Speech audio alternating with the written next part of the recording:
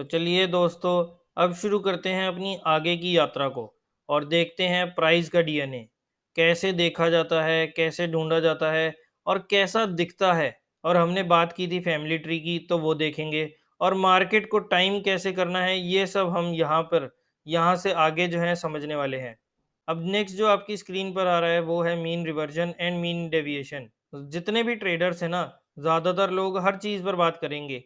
Price पर, candlesticks पर, indicators हो गए, सब चीज़ों पर बात होगी। लेकिन कोई भी ऐसा नहीं होगा जो मीन रिवर्जन या फिर मीन डेविएशन के बारे में बात करे, या उसे इतनी इम्पोर्टेंस देता हो, या कहीं सोचता भी हो। अब मैं जानता हूँ कि आप सोच रहे होंगे कि ये क्या है, और अगर पता भी होगा तो भी आप उसे इतनी इम्पोर्टेंस नहीं देते होंगे। मीन डेविएशन का मतलब है जब कोई चीज़ अपने मीन से दूर या पास जाती है, तो उसे कहते हैं मीन डेविएशन या फिर मीन रिवर्जन। मीन का मतलब होता है एवरेज। किसी भी चीज़ के अंदर जब उसका कोई भाव चलता है तो उसकी एक एवरेज होती है। जब एवरेज से प्राइस दूर चला जाता है, उसे कहते हैं मीन डेविएशन। यानी वो डेविएट हो गया है अपने मीन से, और जब वो एवरेज के पास वापस आ जाता है, उसे कहते हैं मीन रिवर्जन। अब इसे एक घर के एग्जांपल से समझते हैं कि अपने घर में हम ऑनियन तो यूज़ करते हैं। अब उसका एक एवरेज प्राइस होता है। सपोज़ मान लेते हैं हम कि 20 रुपए किलो। अब 20 रुपए किलो उसका एवरेज प्राइस है, और जो अनियन का प्राइस है ना, वो उसी के आजू-बाजू घूमता रहता है। कभी 18 हो जाता है, तो कभी 22 हो जाता है, कभी 25 हो जाता है, तो कभी 15 हो जाता है। और कभी ऐसा टाइम भी आता है जब अनियन का प्राइस एकदम से बढ़कर 50, 80, 100 रुपए तक भी हो जाता है। उसको कहते हैं मीन डेविएशन, यानी कि उसका जो मीन प्राइस था, उससे डेविएट हो गया। अब जब भी प्राइस अपने मीन से दूर चला जाएगा आइदर साइड पर, चाहे ऊपर या फिर नीचे, तो मीन उसे वापस अपने पास खींच लेगा, और इस प्राइस को वापस खींचने के प्रोसेस को कहते हैं मीन रिवर्जन। लेकिन मीन प्राइस भी तो चेंज होता रहता है। आज से 10-15 साल पहले अनियन का मीन प्राइस 20 रुपए थोड़ी आया था, 4 और 5 रुपए रहा होगा। तो मीन प्राइस भी चेंज होता रहता है। अब हम क्यों बात कर रहे हैं इस पर? ये जो डेफिनेशन है, ये विकिपीडिया से आपको मिल जाएगी। इनफैक्ट मैंने भी वहीं से लिया है। लेकिन ये इतना पावरफुल कंसेप्ट है और इतना सिंपल कंसेप्ट है कि लोग इस पर कभी ध्यान ही नहीं देते। लेकिन जब हम चार्ट्स पर जाएँगे, एनालिसिस करेंगे और देखेंगे कि ये अकेली चीज़ ऐसी है जो हर टाइम फ्रेम में, हर स्टॉक में, हर समय होती है। एक अकेली चीज़ ही ये ऐसी है जो हर टाइम फ्रेम में, हर स्टॉक में, हर समय पर होती है, और फिर भी हम इसे ध्यान नहीं देते। तो ये प्राइस का डीएनए है। अब ये डीएनए की कंप्लीट डेफिनिशन नहीं है, लेकिन मैं आपको इसकी शुरुआती डेफिनिशन जो है वो बता रहा हूँ। प्राइस का जो डीएनए है वो है कि जब भी वो अपनी एवरेज, अपने मीन से दूर चला जाता है, तो प्राइस को मीन के पास आना ही पड़ता है। 20 रुपए के अनियन का प्राइस 100 का हो गया, तो वो 100 पर रुकेगा नहीं। 15 दिन रुक जाएगा, 1 महीना रुक जाएगा, लेकिन उसके बाद उसे वापस आना ही होगा। वहीं अगर अनियन 10 रुपए का हो जाएगा ना, तो उसे भी वो भी वहाँ पर नहीं रुकेगा। उसे भी वहाँ से वापस ऊपर की साइड पर आना पड़ेगा। सो ये है कंसेप्ट मीन डाइवर्जन और मीन रिवर्जन का, और ये बहुत पावरफुल कंसेप्ट है। अब मैं आपको इसके चार्ट पर दिखाने की कोशिश करता हूँ कि कैसे ये जो है, ये काम करता है। अब ये है, आप जैसे कि देख सकते हैं यहाँ पर चार्ट है हमारे सामने, और ये है, ये जो ब्लैक कलर की लाइन जा रही है ना मोटी सी, ये है हमारी एवरेज की लाइन, ये है हमारी मीन की लाइन। अब इसमें क्या होता है, जब भी देखिए हमारे सामने शेयर अगर ऊपर जाता है, तो वो वापस से नीचे मीन के पास आ जाता है, और अगर वो मीन के नीचे चला जाता है तो उसे वापस मीन के पास आना पड़ता है। वापस से ऊपर गया तो फिर मीन के पास आ गया, फिर ऊपर गया, फिर वो आके मीन के पास रुकेगा, फिर एक बार यहाँ पर आके दोबारा मिलेगा। तो ये जो है, मीन जो है अपना प्राइस को अपने पास ही रखता है। थोड़ी देर के लिए वो ऊपर नीचे हो सकता है, लेकिन एट द एंड उसे प्राइस को जो है वो मीन के पास आना ही पड़ता है।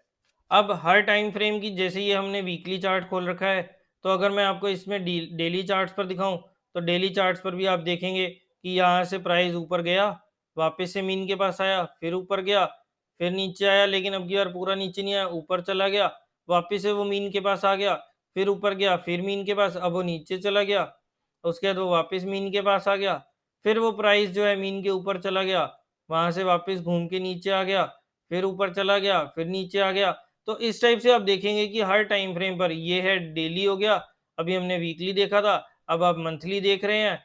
उसके अलावा अगर आप कोई भी टाइम फ्रेम, अगर 15 मिनट, 20 मिनट, आधा घंटा, 1 घंटा, कोई भी टाइम फ्रेम देखेंगे ना तो वो हमेशा मीन के आस-पास ही चलता है और अगर दूर जाएगा तो मीन उसे अपने आप अपने पास खींच लेगा।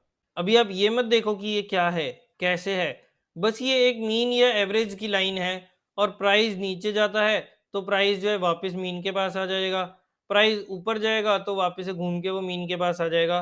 तो ये इस टाइप से मार्केट में जो है ना प्राइस बिहेव करता है।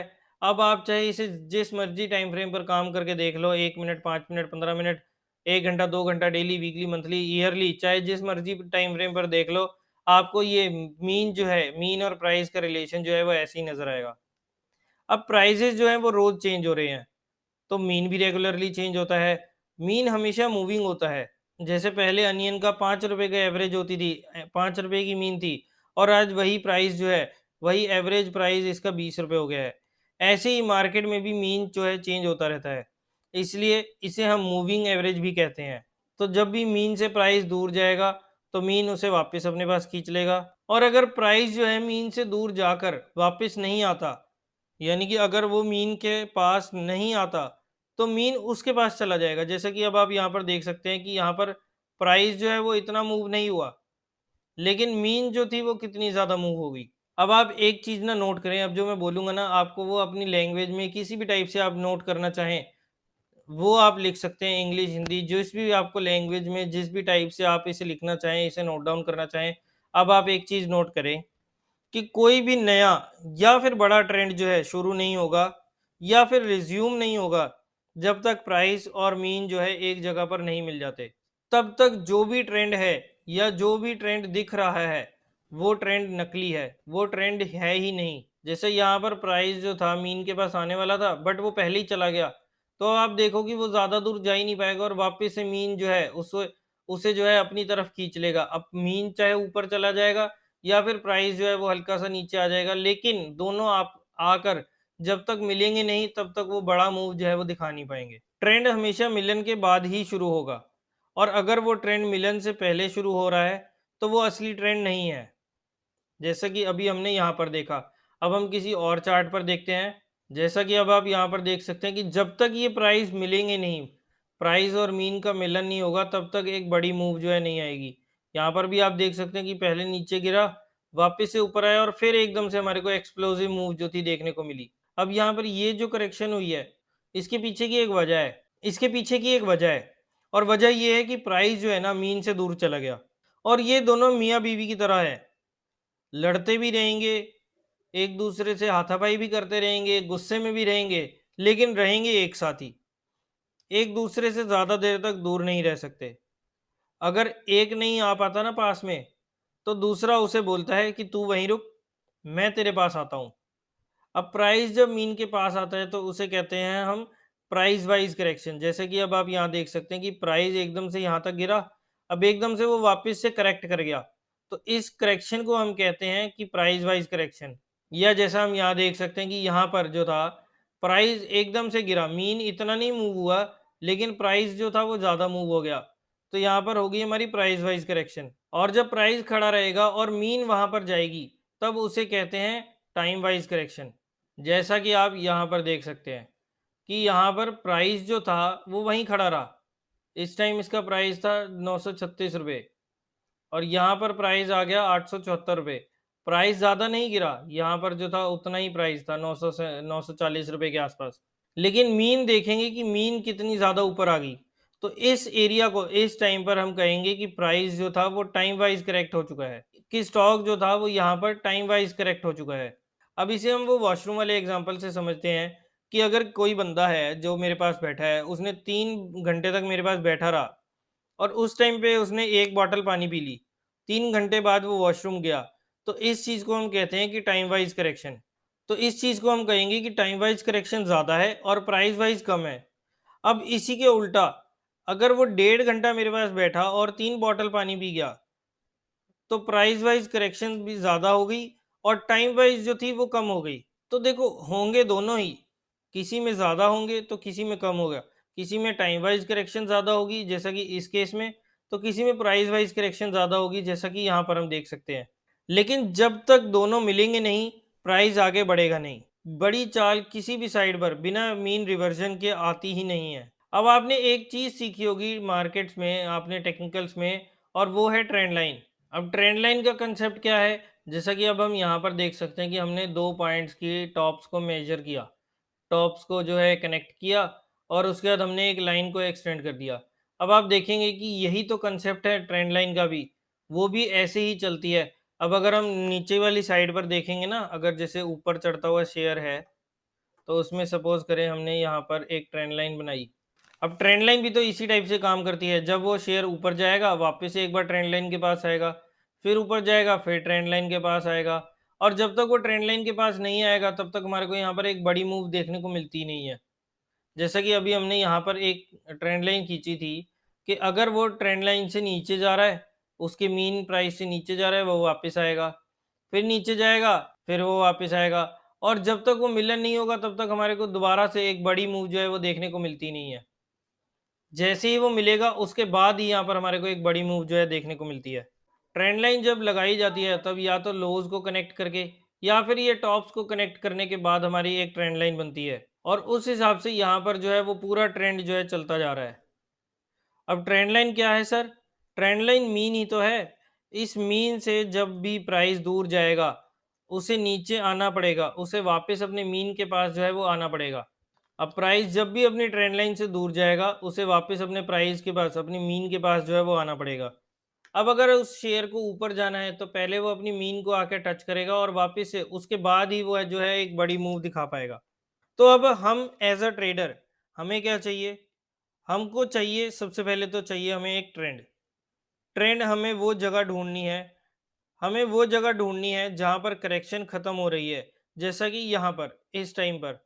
हमने अभी जो 2-3 चार्ट्स देखे थे, उसमें हमें पहले से ही इशारा मिल जाता है कि यहाँ पर जो है, इस शेयर की करेक्शन जो है वो कंप्लीट हो चुकी है। अब यहाँ से ये एक बड़ी मूव दिखाने को तैयार है। इस चीज़ से हमें पहले पता चल जाता है कि करेक्शन कहाँ खत्म होगी, और करेक्शन खत्म होने के बाद अब हमें ट्रेड करना है। जैसा कि हम यहाँ पर देख सकते हैं कि यहाँ पर एक करेक्शन आई, ये शेयर नीचे जा रहा था, करेक्शन आई, वापस से मीन तक गया, और वापस से उसके बाद जो था वो नीचे चला गया। अब अगर हमें इस शेयर में शॉर्ट करना है, तो हमें पता है कि भाई इस एरिया के आसपास जो है, यहाँ शॉर्ट का पोजीशन बन सकती है। तो यहाँ पर जो है हम शॉर्ट की पोजीशन बनाएंगे। अब हम उसकी जगह यहाँ पर, यहाँ पर, यहाँ पर कहीं भी नहीं बनाएंगे। जब वो प्राइस को करेक्ट कर चुका होगा ना, उसके बाद ही हम जो है यहाँ पर अपनी शॉर्ट की पोजीशन बनाएंगे। या अगर मुझे बाय करना है, तो बाय मैं कहाँ करूँगा? बाय मैं तब करूँगा जब यहाँ पर जैसे इस एरिया में हो गया कि जब शेयर यहाँ से ऊपर गया, नीचे थोड़ा-सा करेक्ट होकर आया, मीन के पास टच करा, वहाँ पर उसने काम किया, और फिर यहाँ पर मैं अपनी बाइंग की पोज़ीशन बनाऊँगा, क्योंकि अब मुझे पता है कि यहाँ करेक्शन पूरी हो चुकी है। तो यहाँ पर अब वो ऊपर जाने को तैयार है, तो उस टाइम पर मैं अपनी पोज़ीशन जो है वो बाइंग की बना पाऊँगा। तो जो भी होगा, होगा यहीं से। मीन के पास जब तक कुछ नहीं आएगा, यानी कि मीन के पास जब तक प्राइस नहीं आएगा, तब तक वो वहाँ से बड़ी मूव या कोई भी एक नई फ्रेश मूव या फिर वो ट्रेंड को कंटिन्यू करती हुई मूव जो है वो नहीं दिखा सकता। अब जब प्राइस आपको यहाँ पर मिल रहा है, तो आप कितना श्योर हो सकते हैं कि करेक्शन पूरी हो चुकी है? काफ़ी ज़्यादा हो सकते हैं, क्योंकि प्राइस यहाँ पर अपने मीन के पास आ चुका है। अब वो वहाँ से या तो ऊपर जाएगा या नीचे जाएगा।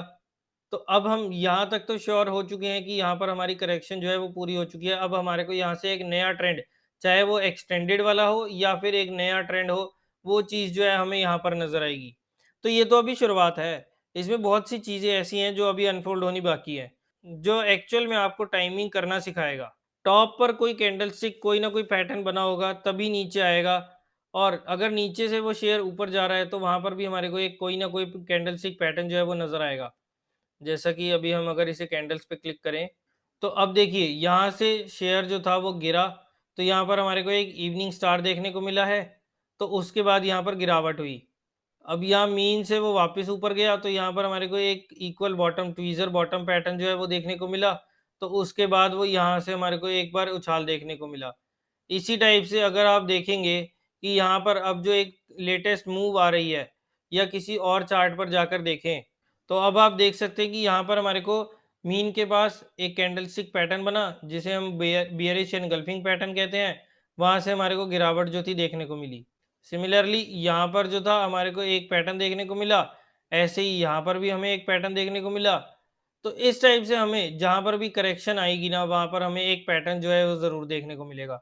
अब टॉप पर भी कोई कैंडलस्टिक पैटर्न बन रहा होगा, तभी वो वहाँ से नीचे आया है, और जहाँ खत्म हुआ है वहाँ पर भी कोई ना कोई जो है कैंडलस्टिक पैटर्न है वो बना होगा, तभी वो वहाँ से घूमकर ऊपर जा रहा है। अभी तो ये सब ब्रॉडर चीज़ें जो है मैं आप लोगों को बता रहा हूँ। मेन डिटेल्स जो हैं वो नेक्स्ट वीडियो से हम देखेंगे। सो ने अभी तक की इस वीडियो में हम यहीं तक रखते हैं। नेक्स्ट वीडियो में हम देखेंगे कि जब करेक्शन कैसे शुरू होती है, कैसे खत्म होगी, क्या स्टाइल होगा, और हम कैसे जानेंगे कि करेक्शन शुरू हो चुकी है या करेक्शन खत्म हो चुकी है। तो ये सब टॉपिक्स जो है हम नेक्स्ट वीडियो से स्टार्ट करेंगे। अभी तक आप लोगों को ये चीज़ समझ आ गई होगी, जो मैं आपको वीडियो की स्टार्टिंग में या इस सीरीज़ की स्टार्टिंग में आपको बताता था ना, कि हमें बस करेक्शन पकड़नी है। और अब आप इस लेवल पर जो है, मैं वापस से एक बार लाइन चार्ट पर आ जाता हूँ। अब आप यहाँ पर करेक्शन पकड़ने को बिल्कुल तैयार हैं। अब हमें पता है कि यहाँ पर करेक्शन खत्म होने वाली है। करेक्शन खत्म होने से पहले हम यहाँ पर आ जाएँगे, और करेक्शन शुरू होने से पहले हम वहाँ से चले जाएँगे। तो अब आपको एक बेसिक आइडिया मिल गया होगा कि किस टाइप से हम जो है यहाँ पर काम करने वाले हैं, और कितने बढ़िया तरीके से हम जो है यहाँ पर अपनी डिटेल्स को, अपनी जो करेक्शन है, अपना जो ट्रेंड है, उनको पकड़ने वाले हैं। सो आज की वीडियो को हम यहीं तक रखते हैं। अगर आपको आज की वीडियो पसंद आई तो इसे लाइक करना और शेयर करना बिल्कुल ना भूलें। अगर अभी तक आपने इस चैनल को सब्सक्राइब नहीं करा तो जल्दी से नीचे दिए बटन पर क्लिक करके आज ही इस चैनल को सब्सक्राइब भी करें। और अगर अभी तक आपने अपना डीमैट अकाउंट नहीं खोला तो जल्दी से नीचे दिए हुए डिस्क्रिप्शन में लिंक्स पर क्लिक करके आप अपना डीमैट अकाउंट जो है वो आज ही ओपन करवा सकते हैं। तो मिलते हैं अगली वीडियो में, तब तक के लिए bye bye and thank you.